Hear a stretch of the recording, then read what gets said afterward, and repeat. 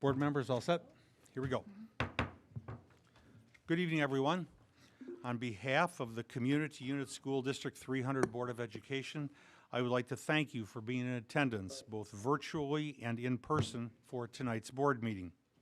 At this time, I would like to reconvene the meeting of the Community Unit School District 300 Board of Education to order for Tuesday, February 18th, 2025. Madam Secretary, would you please take the roll? Burkett, present. Fiorentino. Lamarca. Present. McKindy. Present. Scarpino. Present. Thomas.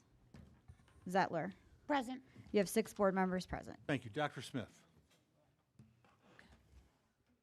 Good evening. At this time, I'd like to invite Principal Jackie Burkota, yes, from Meadowdale Elementary School and her students to lead us in the Pledge of Allegiance.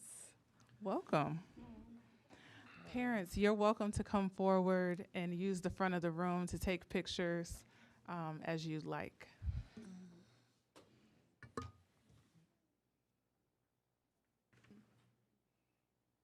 So good to see the kids again. Good evening, Board of Education members. It is my honor to introduce a group of students who truly embody the spirit of Meadowdale Elementary School. These exceptional young leaders constantly demonstrate what it means to fly like an eagle by being respectful, responsible, and safe in all that they do. They show up every day ready to learn, supporting their peers, and contributing to our positive school culture. I am immensely proud of their dedication and the example they set for their classmates and the entire building. Please join me in welcoming these outstanding students as they lead us in the Pledge of Allegiance. Alexa Avala, Aleida Arroyo, Alondra Perez Rodriguez, Ashley Espinoza, Jonathan Yanez, Caden Martinez, Sofia Guerrero, Miley Olea, and Rafael Garcia Garcia.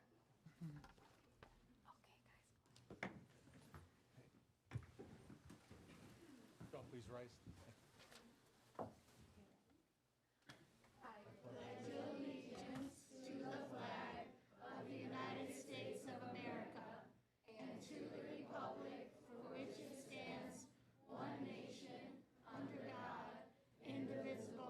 With liberty and justice for all.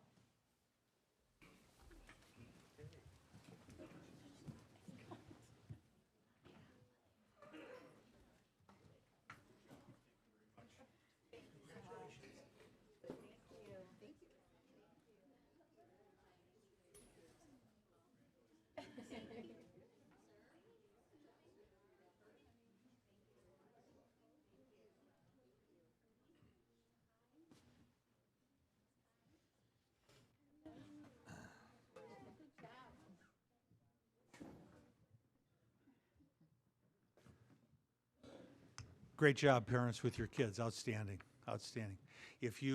For those parents, if you want to meet with your kids and then take off, you are free to do so, or you're free to stay here for the rest of the meeting if you want. Totally up to you.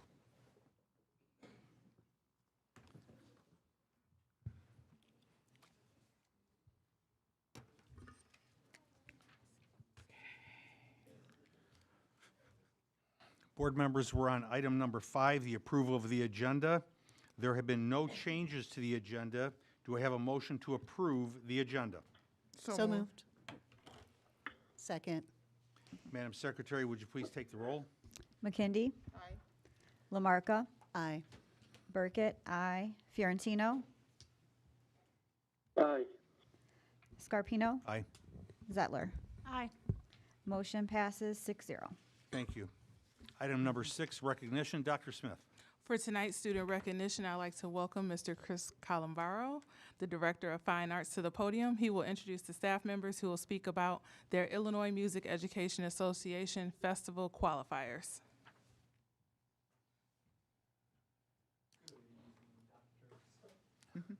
Board, It's so wonderful to be here tonight. I'm here on behalf of both our middle school as well as our high school students. To start us off, this wasn't supposed to happen this way. We had a cold day, right? The last time in here, we are another cold day and another board meeting, but it happened. I think this was kismet. It was meant to be. We're very excited to recognize these first group of students. They were selected to participate in the ILMEA District 9 Junior Music Festival. These students had to prepare and perform very challenging music that required many hours of preparation and dedication on their own part. And these students really took it upon themselves as like an extra initiative for this too. So special congratulations to them. This wasn't part of the normal repertoire that the directors were doing. This was over and above. Many students from the surrounding area schools and districts also auditioned for these ensembles, and we want to commend all of them. I'm going to start by reading off our couple of recognitions from Algonquin Middle School. These students could not be here tonight, so I'm representing our Foxes of Algonquin Lakes Middle School. So Andy Heim and Dulce Price, congratulations to them. Both of them participated in the Junior Choral Ensemble. We appreciate the recognition certificates as well, board members, so we'll make sure those get to the students and the staff. Then, in attendance, I'd like to welcome in our Dundee Middle School students, and they are being recognized tonight by Mr. LeBray and Mr. Casper.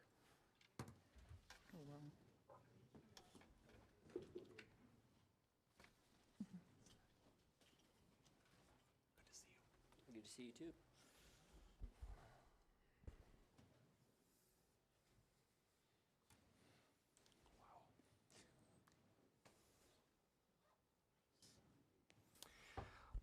Okay, from Dundee Middle School, please help me congratulate the following band students: William Stansky, Brianna De La Pena, Ellie Alonzo, Hayden Hagel, Hannah Bernstein, Parker Lundry, and Charlotte Lubke.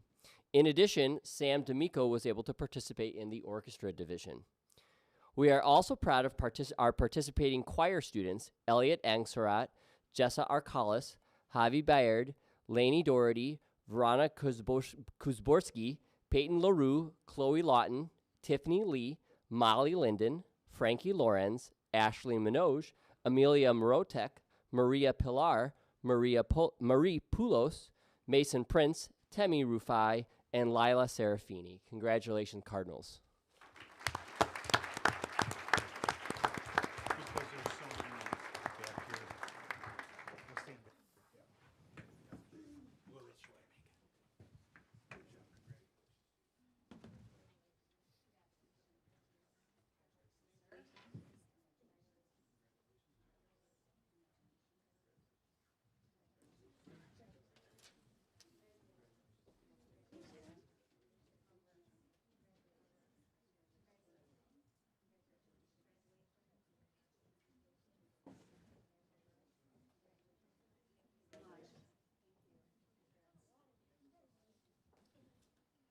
congratulations.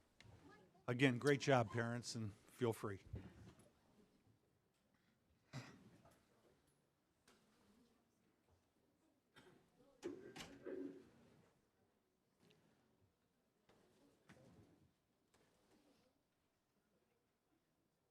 Holding here?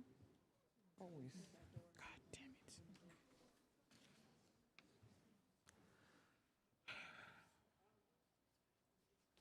I should get my jacket.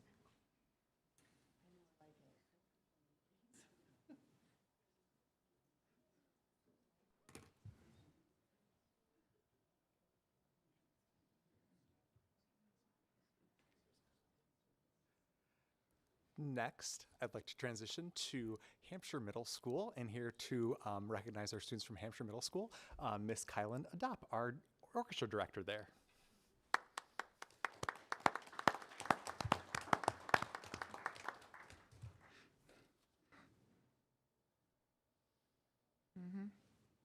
Vibrant. Good evening. My name is Kylan Adap. I'm the orchestra director at Hampshire Middle School, and I'm here to recognize 3 musicians who participated in ILMEA, who are Easton Stroh, Alice Pytel, and our individual here, Alexis Bailey, that's participated in orchestra. So thank you again for your time, and I'm so proud of you, Alexis. Nice job.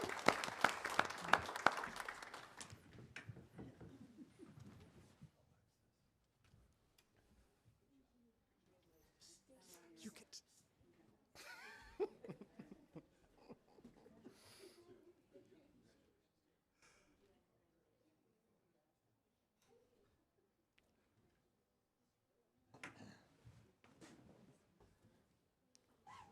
So I started talking about how this was Kismet. It was meant to happen, right? But you know, it's musical season, and it's Tech Week, and it's all those other things going on right now too. So pardon the attendance for some things, as our Westfield Community School students also are not here, but I would like to recognize them on behalf of Miss Breeze and our orchestra and band and choir directors there too. So congratulations to Andrew Little, Elizabeth Garcia, Chloe Rydell, Enzo Scarpelli, and Audra Steele, who recognized our Westfield students. So just clap some recognitions to them.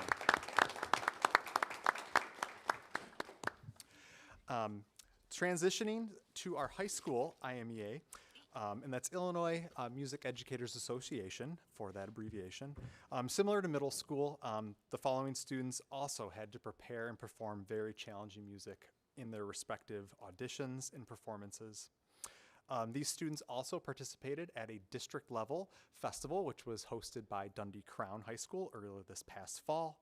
And then at the end of January, they were downstate in Peoria, and they continued a wonderful legacy of District 300 students who have performed at this highest level in our state. So first, to start off, I'd like to welcome up Dr. Gurney from Dundee Crown High School.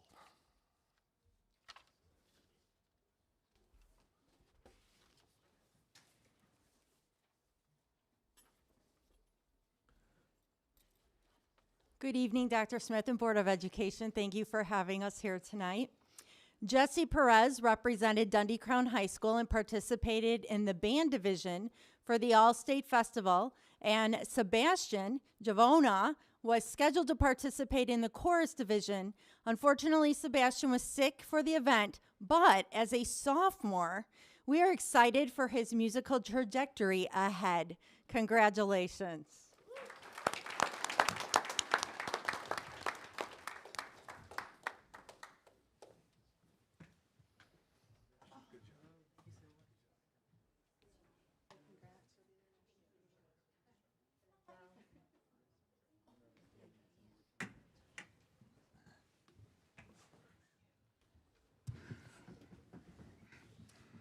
And from Hampshire High School, I'd like to welcome in our choir director, Mr. Chris Cherry, and also welcoming in, Dr. Sorry, Dr. Blanked on that.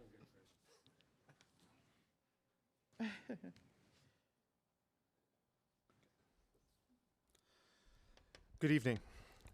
Tonight, I have the honor of recognizing an extraordinary group of students who have demonstrated exceptional talent, hard work, and dedication to their musical pursuits. At Hampshire High School, we had 23 student musicians represented at the Illinois Music Education Association District 9 Festival back in November, a testament to their passion and commitment to their craft. Additionally, we have several students who have reached remarkable milestones in their musical journeys. Ashley Alvarado, Justin Gonzalez, and Audrey Wagner all earned a spot in the All-State Chorus. Audrey Wagner, who has made state chorus for 2 consecutive years, continues to showcase her exceptional talent. Brandon Takis, who is not here tonight, has earned a place in the Honors All-State Chorus, and Zach Green has been chosen for the Honors All-State Orchestra. These achievements are not just a reflection of their natural talent, but of the countless hours of practice, rehearsals, and preparation that they have put in over the past year, starting as early as last summer with auditions this past fall. Their hard work, discipline, and passion for music have paid off in the highest of honors, and we couldn't be prouder of their accomplishments. Please join me in applauding these outstanding students for their dedication and for representing our school community with such excellence.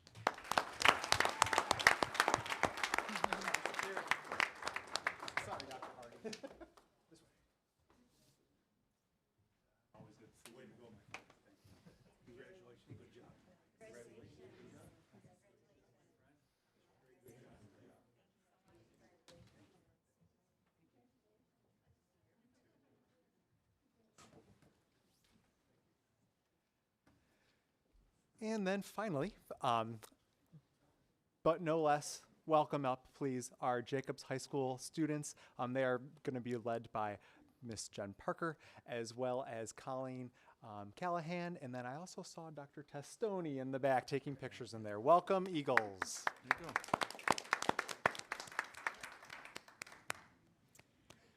It is with great pride that I get to recognize these outstanding achievements of our talented students who represented Jacobs at the All-State Music Festival.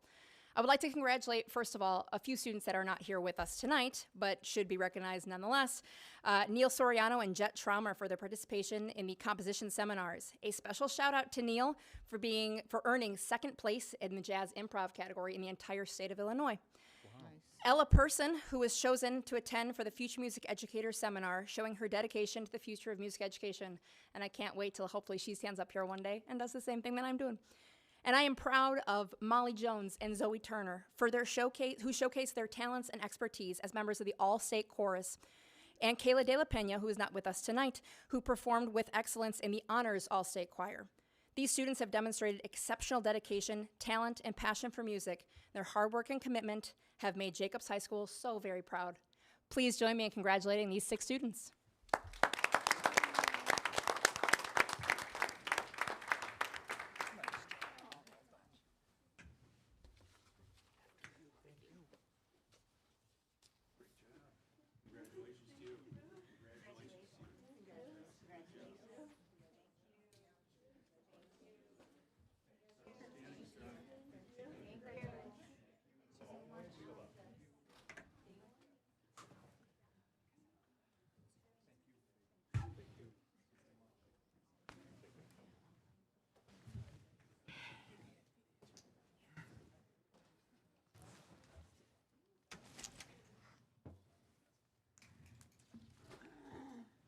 For tonight's staff recognition, I'll be recognizing our school counselors and school resource officers.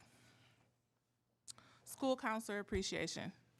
February 3rd to February 7th was National School Counseling Week, and I would like to take a moment to express sincere gratitude for the incredible work of our school counselors.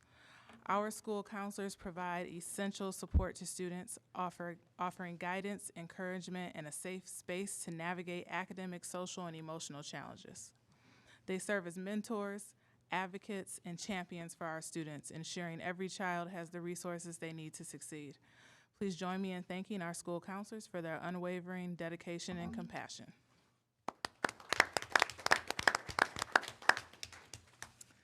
And National School Resource Officer Appreciation. On February 15th, District 300 recognized National School Resource Officer Appreciation Day, an opportunity to celebrate the invaluable role school resource officers play in our schools. Our school resource officers, commonly known as SROs, work closely with administrators to ensure the safety of our students and staff while fostering positive relationships with the school community. Their dedication helps create a safe and secure learning environment where students and staff can thrive. Please join me in expressing gratitude to our SROs for their unwavering commitment to service for our schools.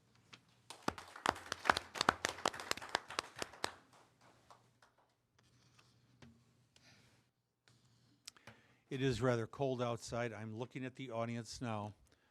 Is anyone going to be acting inappropriately tonight? Just want to know. No? Okay. Then I'm going to forego the rules of decorum. I trust each and every one of you. And for me to say that I trust people is that's something. It really is. So everybody's going to behave. We have had 2 people sign up for public participation. I will call each of you up to the podium. Please state your name and relationship to the district and limit your comments to 3 minutes. Please note the following. Each speaker has been provided with the guidelines for public participation. Minors need to be accompanied by their parents or guardians. The board will consider your comments but will not dialogue or engage with speakers in this forum. Questions raised may be assigned to the superintendent for an answer. As appropriate, a member of the administration may reach out to the speaker to give them relevant information or to ask for additional information. This is done to make sure the board has all the information needed to properly address the speaker's concerns. Charges, complaints, or challenges against staff members of the district will not be heard in open meetings and should be made in writing to the board and superintendent. We also ask that speakers refrain from personally attacking district staff or members of the board. We ask each participant to be respectful to all individuals who have signed up to speak and adhere to the allotted time limit. We also ask that speakers conduct themselves in a civil and courteous manner and refrain from trying to engage members of the board in dialogue during public participation. Failure to abide by time rules or those found out of order by the board may lead to exclusion from the meeting, to be fair to all participants. We want to thank you for your understanding and your cooperation. For public participation credibility statement, please note that the Open Meetings Act provides any person the opportunity to address the board under the adopted public participation policy. That being said, the board would like to advise the public that we will not consider statements read during public participation that are not authored by the reader to be credible unless the board has previously received the statement in writing from the author. Additionally, the author should indicate that he or she has granted the public participant the authority to read the statement on his or her behalf. Our first speaker is Mr. Mike Tennis. Mr. Tennis, I want you to know that I did have your email copied, and it has been distributed to the Board of Education. You are welcome, sir. Yep. Yeah, No. we have it. Thank you. Mhm.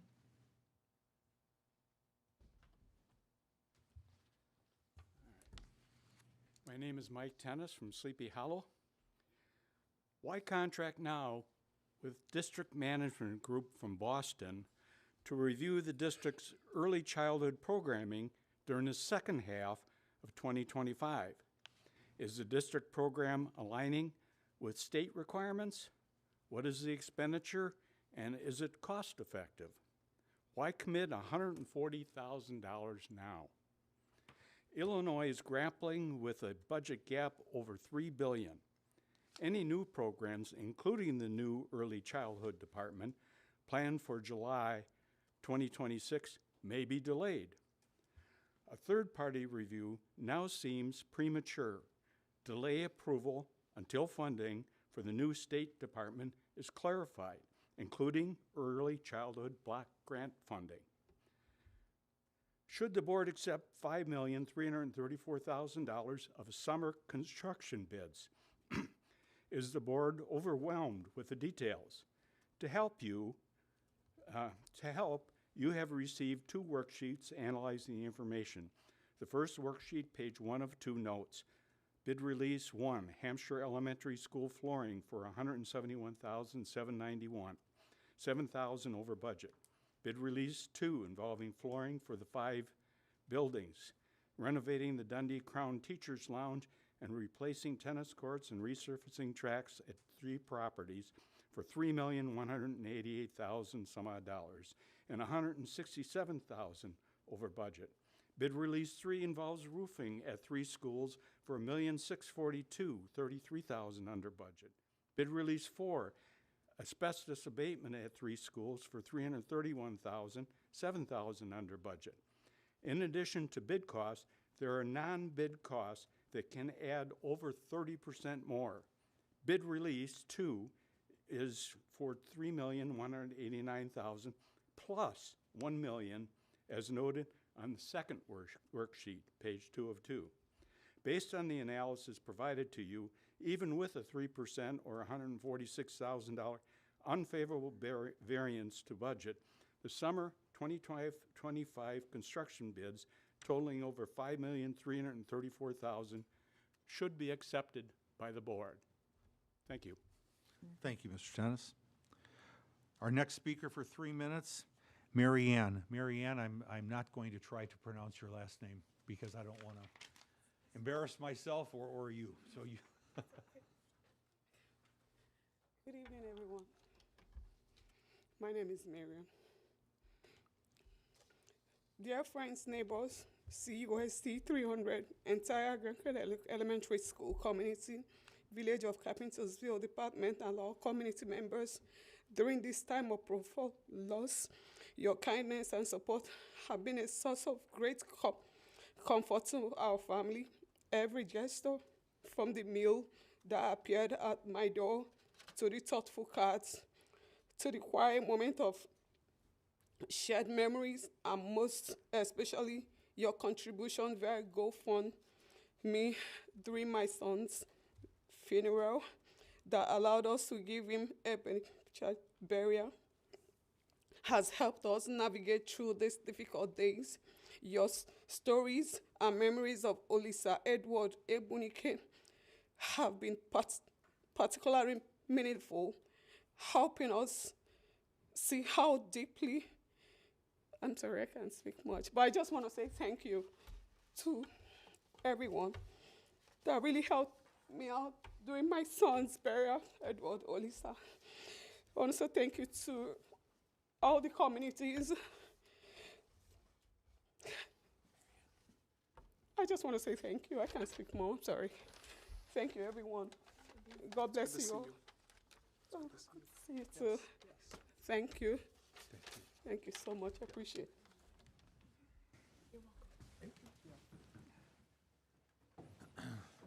Yeah, go ahead. Yep.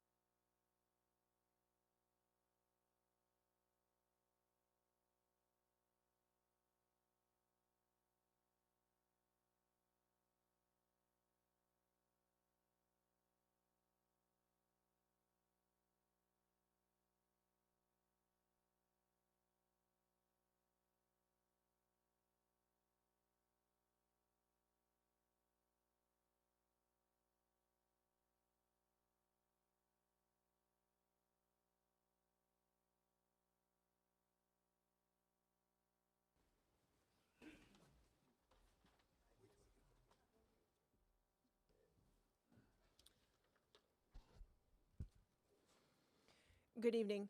My name is Kristen Sainsbury, Assistant Superintendent of Schools. I have the pleasure of overseeing Algonquin Lakes Elementary School. Just a few moments ago, we heard from Marianne Noah Assisi, who is the guardian of our student who passed away a couple of weeks ago. I'm going to continue her message, which she's asked me to do on her behalf. I'll start over at the top. Dear friends, neighbors, Community Unit School District 300, entire Algonquin Elementary School community, Village of Carpentersville departments, and all community members. During this time of profound loss, your kindness and support have been a source of great comfort to our family. Every gesture, from the meals that appeared at our door, to the thoughtful cards, to the quiet moments of shared memories, and most especially your contribution via GoFundMe that allowed us to give our son a benefiting burial, has helped us navigate through these difficult days. Your stories and memories of Olisa have been particularly meaningful, helping us to see how deeply he touched so many lives in our community. Each shared memory has been like a small light, illuminating the beautiful legacy he has left behind. The practical help you've provided, organizing meals, helping with daily tasks, and being there to listen has given us the space to grieve and remember. Your presence, whether physical or in spirit, has reminded us that we're not alone in our sorrow. May you never have cause to mourn a child at such a young age. Please know that your compassion and generosity have meant more than words we can express. We are deeply grateful to be part of such a caring community. With heartfelt appreciation, the Ubonkini family. Thank you. Thank you.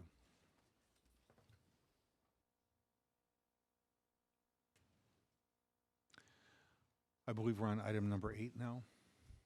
Good news.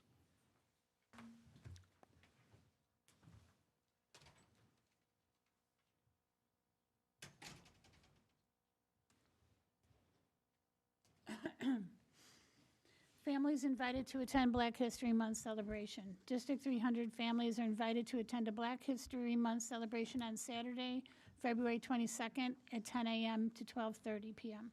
at Dundee Crown High School. The event will include a panel discussion during which local Black leaders, including District 300 board members Tola McKinday and Emmanuel Thomas, will join Superintendent Dr. Martina Smith in discussing their experiences within the community and how others can be supported when undertaking similar pursuits. Children's activities will take place in conjunction with the panel. To learn more, please visit the District 300 website at d300.org. District 300 would like to congratulate Westfield Community School Student Advisor Alexis Pleasant, who recently received the Aspiring Leader Award from the Illinois Principals Association, Kishwaukee Region. The Aspiring Leader Award is a prestigious recognition that celebrates and encourages emerging leaders who display exceptional potential, dedication, and commitment to positive change in their respective fields and communities. Principal Jennifer Breeze highlighted the significance of the honor, stating, quote, "This is a well-deserved recognition that truly captures Lexi's dedication and impact at WCS. Thank you, Lexi, for all you do for our students, staff, and families," unquote. District 300 hosts meeting with faith-based leaders. District 300 recently strengthened partnerships by hosting a meeting with faith-based leaders from the area. During the meeting, information about the district was shared. In addition, details about how to assist the D300 food pantry were provided. The meeting aligned with the strategic plan Go Forward, which seeks to engage all stakeholders. 8th graders participate in freshman transition activities. Freshman transition activities were in full swing last month, including 8th grade visits to Dundee Crown, Hampshire, and Jacobs High Schools, where students received information about general courses and elective opportunities, while also getting to tour their future school. Each high school also hosted a freshman transition night for 8th grade families, where additional information about the high school experience was shared. Families seeking information related to becoming a freshman can find resources at d300.org/freshman. The webpage also includes the presentations from each high school's freshman transition night. Item number 9 is the superintendent's report. Dr. Smith. I'd like to first invite Kelsey Jordan up from Leggett Architects. She'll be going through the first part of the presentation with us, and then I will welcome up Liz Hennessy, Managing Director at Raymond James, to talk to us about funding options. Awesome. Thank you, Dr. Smith. Awesome.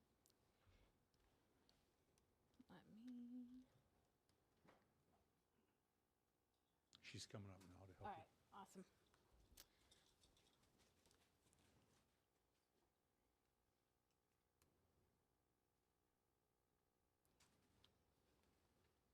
Awesome. Thank you. Again, my name is Kelsey Jordan, and I'm a senior architect and educational planner at Leggett Architects. I'm one of 11 accredited learning environmental planners in the state of Illinois, and have had the honor to be one of many to be a part of your master facility plan process. And thank you tonight for allowing us to be here. So to start off, just a reintroduction of our master facility plan. It started in 2023.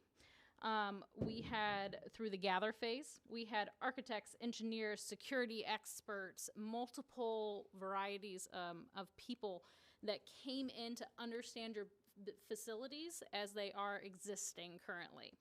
And overflowing into the gather phase is we gathered data from your community, and a part of that was during the envision, define, and consider phases, where we had community engagement sessions along with over 10,800 survey answers received back from the community educators, students, and staff.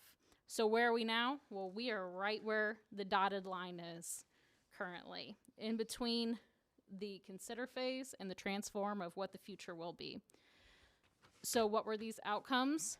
All of your facilities have needs of some sort, and they're addressed in the master facility plan in one of two ways. They're either highlighted in capital improvement planning opportunities, or they're highlighted in some of the highlighted projects, which we'll go over today. Those capital improvement examples include yearly scheduled roofing and playground maintenance. They could include MEP or mechanical, electrical, and plumbing updates. And they could include finish and lighting upgrades or building envelope upgrades. So again, these are recommended to remain happening and ongoing on a yearly basis. Highlighted key projects. So these projects that you'll see in a little bit, they were evaluated on the criteria of good, better, and best. Good meaning safety and compliance. That this is your baseline of prioritizing ADA compliance, fire safety, structural integrity, to name a few. Then better with capacity challenges, so that addresses expanding in high growth areas or to try to address overcrowding before that happens. And then best are educational enhancements, so supporting learning with flexible and modern spaces and environments. Another way to phrase that is good, it needs to happen. Better, you're okay until. So you're okay until that bubble class hits, or you're okay until XYZ. That, you know, the place, a new place is built. Enhancements are your best. So right now, this is a snapshot of the district. By no mean are any of those any specific facility. But you have facilities in the good category, in the better category, and the best category. So the goal of this is to have them all be on good, all be in better, and then all be in the best category. So with that, we're going to go through the examples. Over on the left-hand side, you will see the master facility plan. I've identified priorities of those good, better, best, as well as staff, community, student identified priorities that were selected via the surveys and engagement. So if it is highlighted in green, that means that that identified priority has been met for that school that we'll be talking about. But if it's in black, that means that the identified priority aligns with the recommended improvements. And you do have facilities where they're all green. Big Timber, for example, you are perfect in that regard, that there is not a recommendation outside of a capital improvement opportunity. So for instance, to start off with our projects, Parkview Elementary. Parkview Elementary, the opportunity here could be to address a secure entry, as well as addressing capacity needs with an addition of classrooms. And then the alignments are off to the side. You will note that any of the elementary schools or middle schools that you see, the enhancing secondary classes will be in green, since that is a high school only application. 2026, Dundee Middle School traffic improvements are recommended. 27, looking at Dundee Crown High School, recommendations on both the first floor and the second floor, so see them split up, but overarching, what they both are showing is that security improvements, safety and security improvements by moving the entry, expanding the cafeteria and common space, and then adding additional classrooms. Perry, secure entry recommended there, as well as the a D300 service center in the best category. There are two options to look at when addressing Hampshire Elementary School. And the reason that we address two is that the price options. We're very, very close on them to address. So option one is, in both options, it's to eliminate what we call the snake, the C shape that's there. So add-on classrooms address first and foremost the unsecure entry, as well as enhance educational opportunities. And that could happen again in one way, this way, or this way. Newbert, secure entry vestibule, as well as addressing and adding on classrooms. 2027 still, Westfield traffic improvements. 28, Lake in the Hills, addressing good with the safety improvements of addressing the secure entry sequence and moving the entry to the back of the building to help to address the parking concerns and traffic concerns that are there. This also, in the better option, addresses capacity via classroom additions. Lakewood, secure entry. Meadowdale, a secure entry. Sleepy Hollow, a secure entry and ADA concerns. And then 28, CTE Center. This example image here is of a space that was completed that could be an example of what the space could look like. You'll note that there is no identified location for this, but hoping to have it as a centralized CTE center. CTE was an item that was brought up in the community engagement sessions as well as through surveys. I do want to highlight that this does not mean changing programming at the schools or eliminating anything that exists at our high schools. It would be in addition to what we have available currently. Yep. Thanks, Dr. Smith. Dundee Highlands, secure entry, and then an addition under best. So that means is that by 2028, all the schools have been raised up to good. 29, Hampshire Middle School, addressing capacity concerns. Same with Carpentersville Middle, with additions in the better and best category. Algonquin Lakes, Eastview, Liberty, Lincoln Prairie, all have the same address there, which is turning their cafeteria into a student support spaces for student needs, and then moving the cafeteria and kitchen out to a location that is on the exterior of the building. This also helps with safety, as you don't have service providers that have doors open throughout the day and walking through the through your hallways.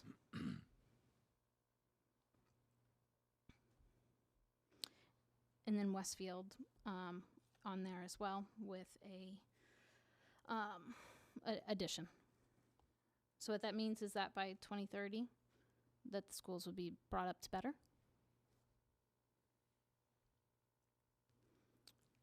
And then that should say 2031. Jacobs High School would receive an addition to move their cafeteria as well. And then Hampshire High School with the added gymnasium space, as well as for enhancements on the best category for high school athletic and performing arts improvements, which means by 2031 that all the schools have been moved up to the best category. What I would again like to note here is that not every school has been shown with these highlighted projects, but every school will be touched with the capital improvement planning, which should remain ongoing. We recommend that to remain ongoing. We'll also note as well that these projects by no means have to happen in this exact order, especially as there are some of these facilities that have a good, for instance, a good and a best option on them as well. So would recommend addressing good first and foremost. With that, are there any questions? Board members, any questions? Yeah, can I ask, should have written it down as you went through it. So by 2031, based on this outline that you showed here for potential order of things, by 2031, all would be in best. Can you remind me the years which would all buildings would be in good and better? Yes. Good, 28. Better, 30. Okay, thank you. Any other questions? I have a couple. Sure. When you talk about the secure entries, I want to make sure that I saw what I saw. Are all of our buildings next school year, are they all going to have secure entries? No. They're not. They don't have a secure entry sequence, which means that you have somebody that gets buzzed in to the vestibule and that you could keep them in that vestibule area. Or you can allow them to then come in to the office. And then from the office, there is a door that leads you to the rest of the school. So there's multiple checkpoints, but there are many of them that need a secure entry that it would be a lot to do over 1 year. That's why they're spread out through a couple of years. I understand that. I truly do. I'm just wondering, this is a public meeting right now. It'll be broadcast, it'll be on our website. And so sitting here, hearing from you and that we have some secure entries that are not secure entries, please explain the logic to me not addressing those things first. We have noted them in the first couple years throughout those. By no means does this have to be in the order of anything, but I would, yes, recommend safety as it's part of your good category, safety and compliance to be a part of that first couple of years. Okay. Yes.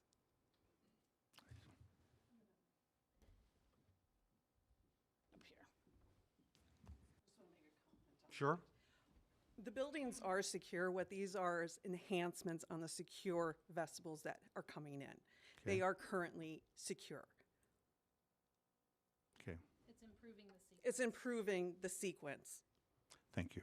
I just want to clarify. Okay, thank you, thank you. I just want to make sure. No, people would not just walk right through.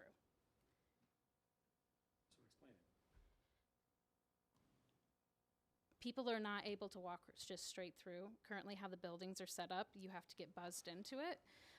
You have to get buzzed into your schools. They have to be allowed into it. They are secure in that aspect. This is improving the sequence through the security. So therefore, if need be, you could keep someone into the vestibule and they would be able to stay in that vestibule. Okay. Students aren't walking through that vestibule then on a day-to-day basis. But it would stop them there. It would also then allow people to be stopped at that main office as well if you needed it to. Okay. I think that what Kelsey's trying to explain isn't necessarily why she's here to do this presentation. So I need someone on my team to re-clarify that the statement that we need to provide secure entrances does not mean that our buildings are not already set up for safe entry. Thank you. So I need someone on my team to go to the mic and explain this. Yes. Because Kelsey is here as the architect. Thank you. Appreciate it. They are secure. Both of you. That would be great. Yep. We're not going to Olay this. We're not going to sit here and send the message that our schools aren't already set up safe.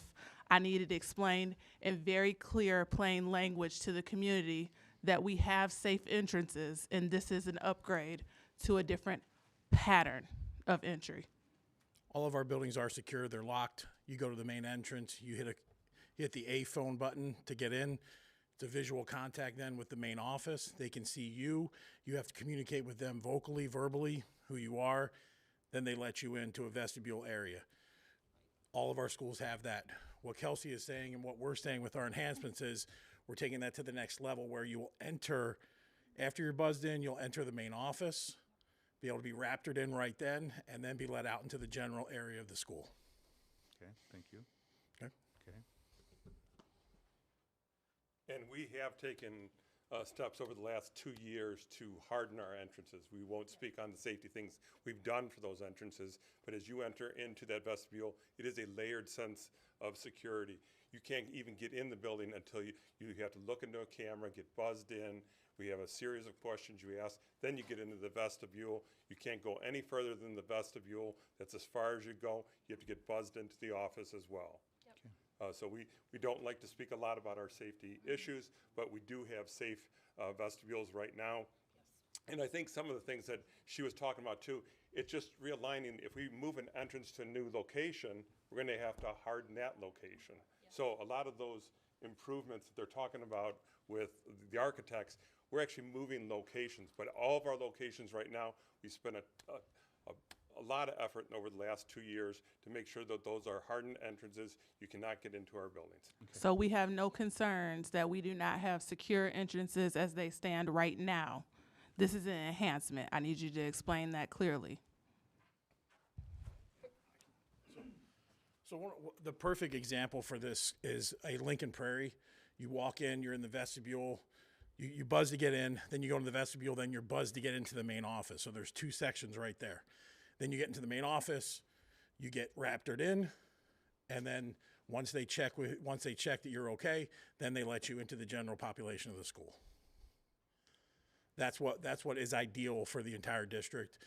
Some of the schools we have, you get buzzed in, and then you get checked in through a window, or you get checked in. You don't physically go into the main office area. Thank you. Yeah, sorry for any confusion on that. That's okay. Any other questions? No, I think what we're going to do is we have a couple people that need to use the restroom, so we're going to take a 15-minute recess right now, okay? All right? Awesome. 15-minute recess. Do I have do I need a motion for that at all? Okay. Do I have a motion for about a 15-minute recess, please? So moved. Madam Secretary, would you please take the roll? Zettler? Aye. McKindy? Aye. Scarpino? Aye. Lamarca? Aye. Fiorentino? Burkett, aye. Motion passes 6-0. Comfort break, another.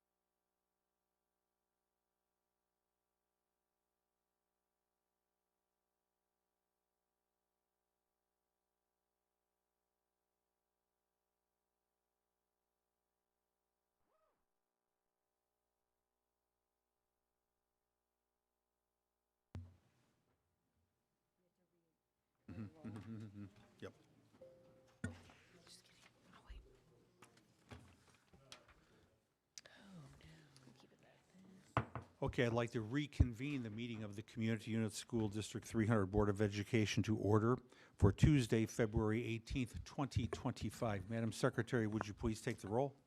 Burkett, present. Fiorentino. Lamarca. Present. McKindy. Present. Scarpino. Present. Thomas. Zettler.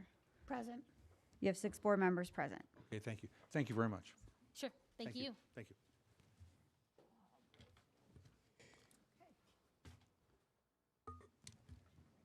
Are there any updates for the board committees right now? Oh, I'm sorry. I'm sorry. That's I okay. apologize. I apologize. No worries. I just We're wanted to make going sure you to didn't have anything go else into the on funding part. Thank you. So we have Ms. Hennessy here to talk to us about our funding options. Thanks. Elizabeth Hennessy with Raymond James. Nice to see you. I'm going to talk about the funding options for the Good, Better, Best projects that Kelsey and Leggett Architects have outlined for you through the community engagement. So the next slide is a master facility plan summary of needs with dollars attached to them. Leggett Architects and LAMP, the construction manager, have put these costs together starting in fiscal year 26 through fiscal year 31. I put the summer that a lot of that work would be done underneath the fiscal year, so you can kind of see the relationship. But we've separated these projects into the good, better, best categories that Kelsey just reviewed, as well as life safety items. So over the next 6 years, the life safety items total $68 million. The good items total $71.1 million. The better items total $272.5 million. And the best items total $136.8 million, for a total over this 6-year period of $548 million. Okay, here are some funding sources that are available, starting with the district's capital projects fund balance. There's currently about $69 million in that fund that has been saved up to address these capital projects. So in this option, we're looking at $72 million. The next line is life safety bonds, and under House Public Act 1030539, school districts are now able to issue life safety bonds outside of the tax limitation law. So these bonds just become like any general obligation bond. They do increase taxes, but these bonds can provide funds for life safety projects, in this case the $68 million. We've assumed $42 million of those bonds would be issued in fiscal year 27 and $26 million in fiscal year 29. The next line is O&M operating budget pay-as-you-go. The district has put aside $8 million per year from its operating surplus, particularly in the O&M fund, and put into the capital projects fund. So over these 6 years, that would total $48 million. Then referendum bonds could be issued if the voters approved it in March of 2026. In this case, this example, to fund the full 548 over the next 6 years, that would require a referendum of around $360 million. $175 million of that would be issued in fiscal year 27, and then $185 million could be issued in fiscal year 29. Just for your reference, once a referendum is approved, the district has 5 years to issue the bonds. Each time a bond issue is sold, it must be spent within 3 years. So this is an example of how you might consider funding the full good, better, best, plus the $68 million life safety improvements. The things that are not shown on this chart that are blank, that could be other sources of funding, include alternate bonds that would be payable from a county school facility sales tax. That is a county-wide referendum. Right here, I'm looking at things that are just within District 300 board's purview, not within a county-wide referendum. But I point that out because there's been discussion among the Kane County school districts about this possibility sometime in the future. The other thing that does not have any numbers on it is an alternate bond paid from operating funds. So this would be leveraging that $8 million a year surplus over a longer period of time to issue some sort of debt that's payable from within District 300 operating resources. So not looking at those now, just looking at cash on hand in the Capital Projects Fund, life safety bonds, pay-as-you-go budget, and then a referendum bond to fund good, better, best, and life safety. So the natural question is, how much would this cost? And what we have here is a chart with a lot of numbers on it, so I apologize for that. But this is to show the referendum piece. And one way we can lower the impact is to refund portions of the district's outstanding debt or restructure it. It would be a slight increase in the payoff, so it could result in a little bit additional cost, but what it does is it allows you to limit the impact to the community. Because right now the district is still paying off the referendum bonds going back to 2006. They pay off about $25 million a year. Okay, so this option, where $360 million of referendum bonds were approved by the voters in March of '26, would cost the owner of a $300,000 home $135 per year, or $129, sorry, per year. This is repaid over 25 years. The maximum repayment is 30 years. So in this case, we're going 25 years. Okay, 14-cent increase, $129 for the owner of a $300,000 home. The next page is just a graphic. You see, for some reason, the bottom years are not showing, but if you look at the bars in the first 2 years, that's 24 and 25 levy year. The payments are around $25 million. They go up to about $33 million and stay there for 25 years if this referendum option was pursued. Okay, let's go to the next chart. Here's the life safety bonds. As I mentioned, school districts have the ability to issue health life safety bonds on its own. What is needed is that the projects that are funded with life safety bonds must be approved by the Kane County Regional Office of Education and the Illinois State Board of Education. A public hearing is required.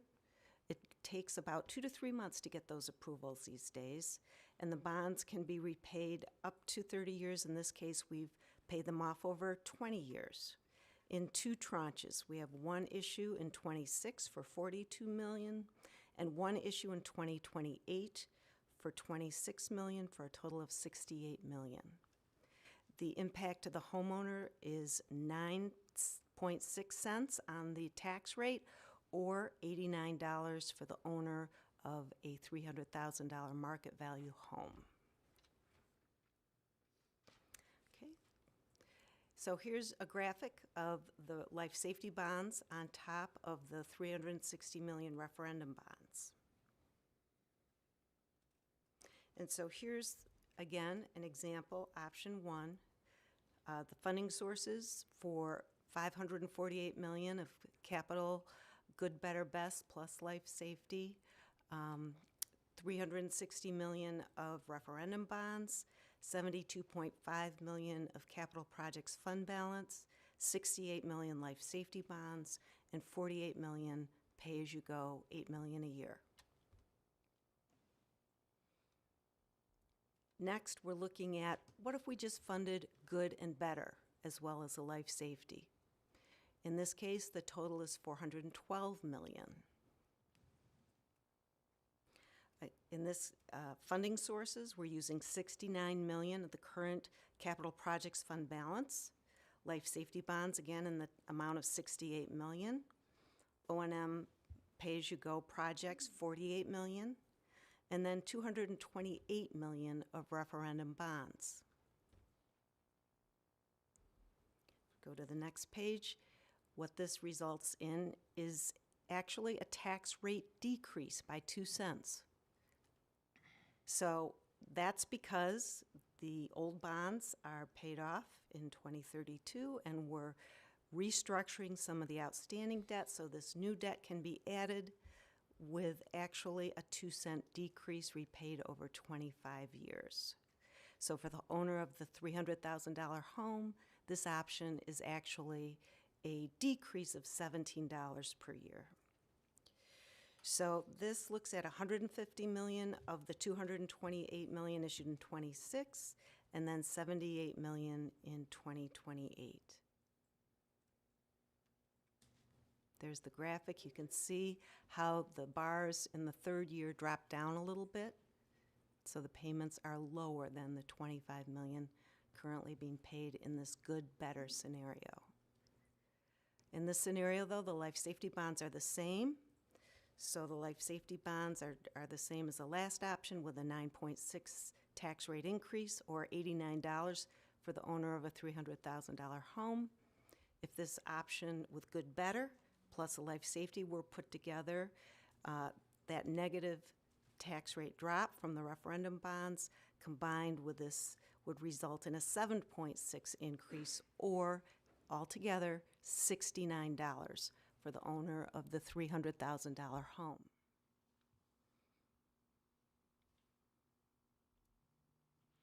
Here's a graphic. So that's the $69 increase for the owner of a $300,000 home for good, better, plus life safety. And here's a summary, the pie: 228 million referendum bonds, 69 million capital projects fund, 68 million life safety bonds, and 48 million pay-as-you-go over those 6 years. And then I did another option. Again, these are all just examples of funding options. What would be a no tax rate increase referendum? Based on current interest rates, we're looking at about $250 million going out 25 years, keeping your tax rate for debt right at the same place, payments about $25 million a year. Here's a graphic of that. So if we put together the $250 million of referendum bonds with the $69 million capital projects fund balance and the $48 million pay-as-you-go, we're looking at total resources of $367 million to address the various capital needs under your long-range master facility plan.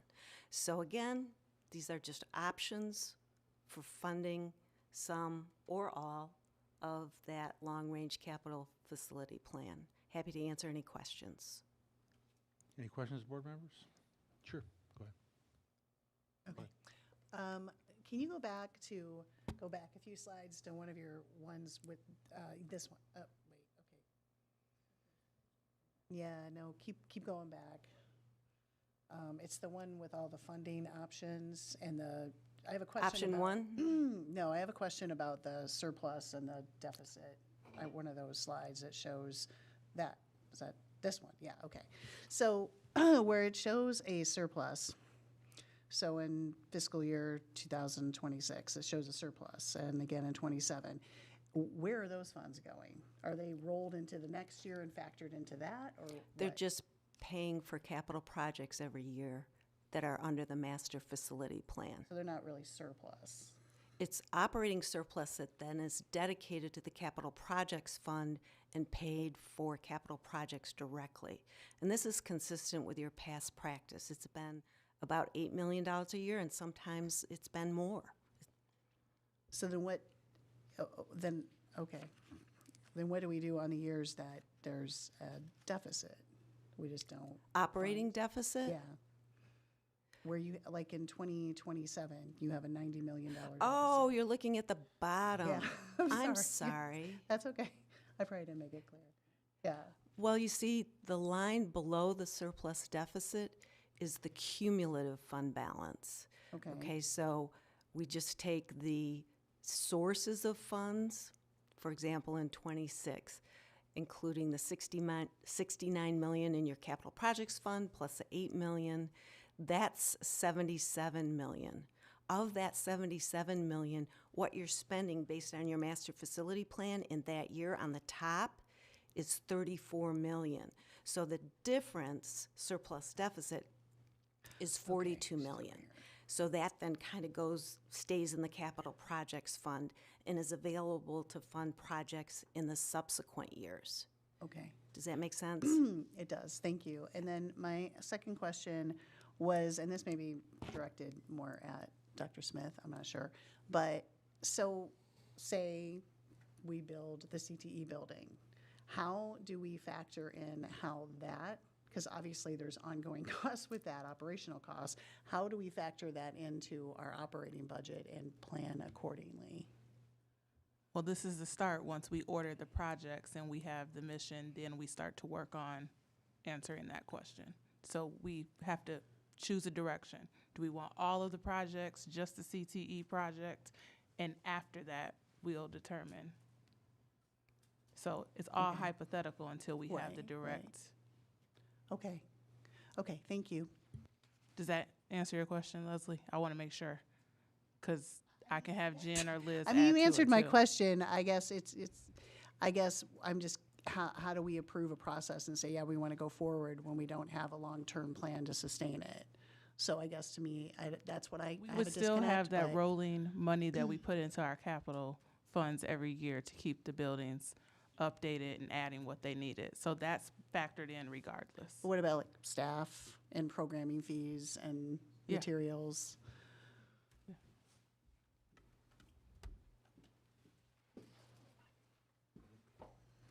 So as we do with Big Timber, those would be operational needs that we would have to identify, and we would have to determine if we do have those funds for the CTE program. So that would be part of new funding that comes in, whether it comes from our tax levy or it comes from evidence-based funding or another source. So that would have to be determined at the time when you actually approve the project, doing the forecasting to make sure that what is needed to staff that building, whether it's current resources that are reallocated or they're new resources, that's when you would have to determine that. That's part of that process. So right now you're looking at those projects, but until you kind of approve specifically the CTE project to build, that's when you would actually do that prior to approving that project to build. Does that make sense? Okay. And although we want to add probably like 20 programs, we wouldn't add them all at once. We would phase them in. Any other questions? Yeah. No? Oh, go ahead, Christine. Would it be possible, it might be on the slide that's cut off, but on that slide with the pie charts that kind of summarize each scenario, could you add in the information about what that means to the taxpayer that has a $300,000 home? I mean, it might be somewhere in here, but just that would be the place that would make sense for me to just see it in a snapshot. Because I think that's one of the important things to consider is what does it mean for actually our taxpayers as we're looking at this as well. So that, yeah, on this slide, if you could add it for each scenario, I'd appreciate that. I will do it. Thank you. Thank you. John, I'm going to go back. I just have a couple questions, okay? Please, thank you very much. We have, in our district, how many schools do we have? 27. 27. Does that include or not include the charter school? It does not. It does not. So when we talk about our schools, we're talking about 27 schools. Yes, sir. In order, if I want to go to one of our 27 schools, pick one, I don't care. Okay. When I go up to the door of the front door, is there a camera that looks at me? Yes, sir. There is a camera? Yes. In all 27 schools? Correct. There's a camera, okay? And then how do I how do I let the people know that I want to get into their building? At each building, there's a camera right at the door Okay. with a button underneath it that you push. Okay, so I push the button, and then who answers me? It goes directly to the main office, so Okay. one of the office assistants. Okay, and I'm assuming, and maybe I shouldn't use the word assume, but probably the office staffs have been trained on, you know, if somebody buzzes me or I buzz them, they have questions to ask me. Who are you, your Correct. purpose, or something like that? That is correct. That is correct, okay. So now I buzzed, they said, who are you? I said, I'm Johnny Smith, and I want to see my son. So they let me in, and then, am I free to roam the schools now, or what? No, not in any of our buildings, no. In none of our None of them. 27 buildings, right? None of our buildings. Okay, so once I'm in there, then where do I go? So in 20 of the buildings, there is another door where you're buzzed in. You have to push the button again. Okay. Same system as the outside. Okay. And then the office staff would then make contact with you and then let you into the main office. Okay. The 7 buildings that were spoken about tonight in the Mm-hmm. plan that we'd like to do the enhancements, those buildings either lead you into a larger confined secured area that flows into the main office, or into a secured area where you have contact right then with the main office and you give them your information for them to check before you were released into the building. Good. I just wanted to Absolutely. I just wanted to make that clear. Correct. So, Absolutely. board members, any questions? We all squared away? Thank you. I appreciate that. Thank Yes, you sir. very much. Yep. I don't know, Shannon, if you can get us to the end of this presentation. That concludes the superintendent's report. Okey doke. Okay. Item number 10 of the board discussion. Any updates regarding the committees, Board Operations Committee?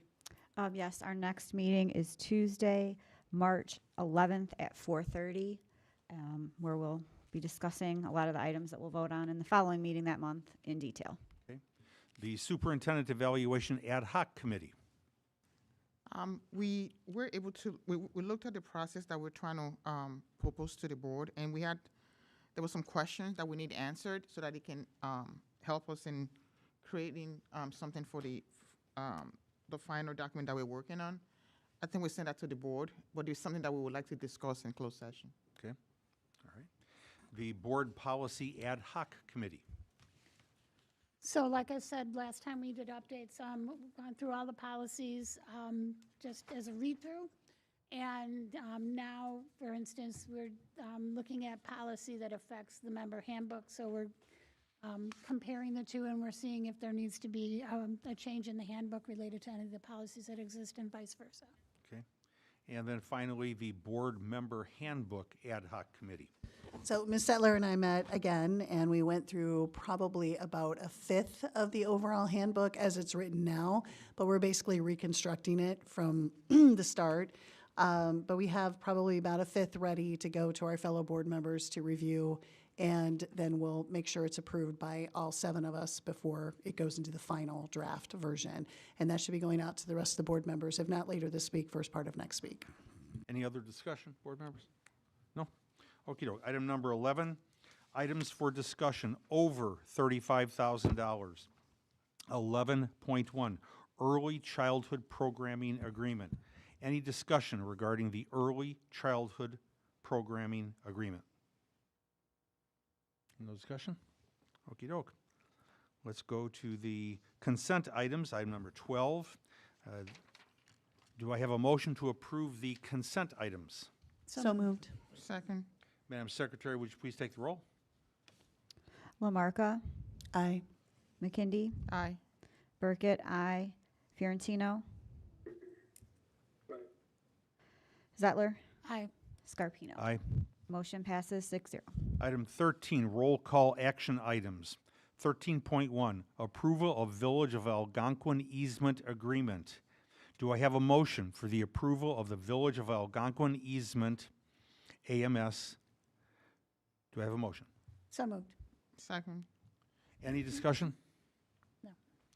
Madam Secretary, would you please take the roll? Zettler, Aye. McKindy, Aye. Scarpino, Aye. Fiorentino,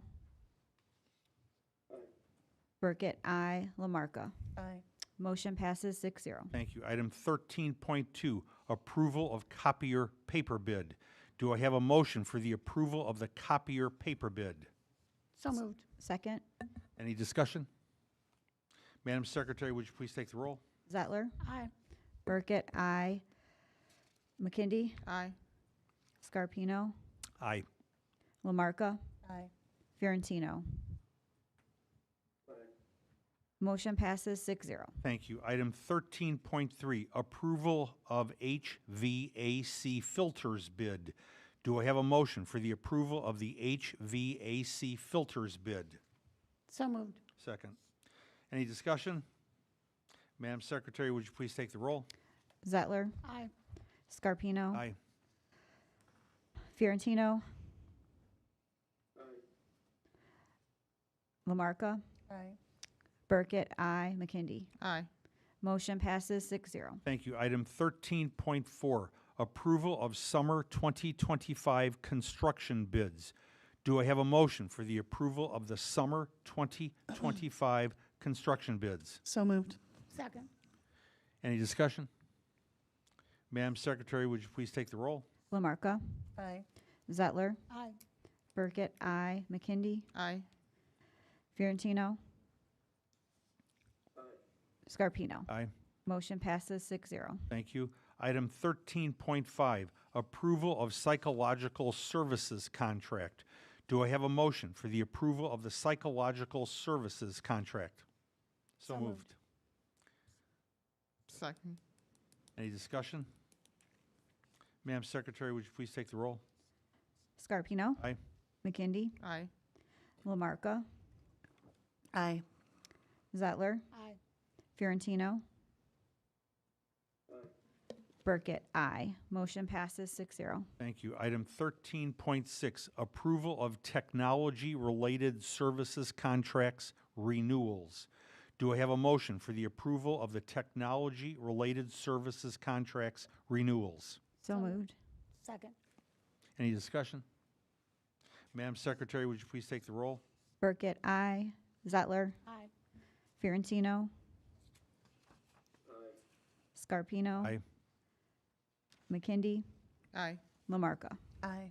Motion passes 6-0. Thank you. Item 13.7, approval of board policy review and revisions. Do I have a motion for the approval of board policy review and revisions? So moved. Second. Any discussion? Madam Secretary, would you please take the roll? Zettler. Aye. McKindy. Aye. Scarpino. Aye. Burkett, aye. Fiorentino. Lamarca. Aye. Motion passes 6-0. Thank you. Item 14, do I have a motion to go into closed session for the purpose of discussing, 1, the appointment, employment, compensation, discipline, performance, or dismissal of specific employees of the public body, 2, parentheses 1. Number 2, collective negotiating matters between the public body and its employees or their representatives, or deliberations concerning salary schedules for one or more classes of employees, 2, parentheses 2. Number 3, litigation, 2, parentheses 11. And 4, security procedures, school building safety and security, and the use of personnel to respond to an actual, a threatened, or a reasonably potential danger to the safety of employees, students, staff, the public, or public property, 2, parentheses 8. Do I have a motion? So moved. Second. Madam Secretary, would you please take the roll? Zettler. Aye. McKindy. Aye. Lamarca. Aye. Fiorentino. Scarpino. Aye. Burkett, aye. Motion passes 6-0. We will not be taking any action after closed session, just to let you know.